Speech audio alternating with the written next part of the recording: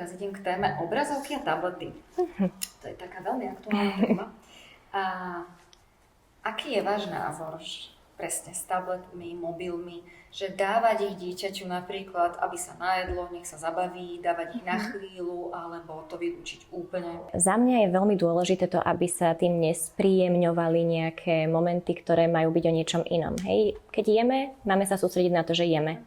Máme naozaj mať z toho zážitok a máme zapájať naše zmysly. Taký ten argument rodičov, ale moje dieťa by nezjedlo vôbec nič?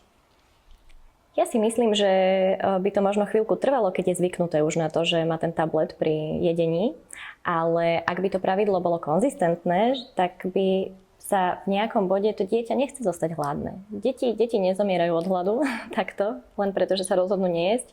A tým pádom ono tie deti by po pár dňoch, možno po pár týždňoch si uvedomili, že asi to naozaj inak teda nepôjde.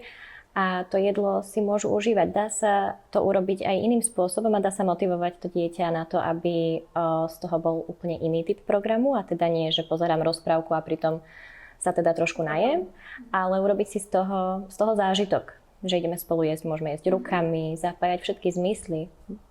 By som možno povedala, že aj teda na záchod dávajú niektorí rodičia tablety alebo telefóny, nejaké rozprávky.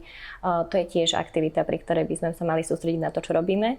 A teda akákoľvek ďalšia. Hej, že nie je to ten tablet alebo ten displej nám iba odpája tú pozornosť od toho, čo práve robíme. A to nie je zdravé. Asi nás učí odputávať sa od seba.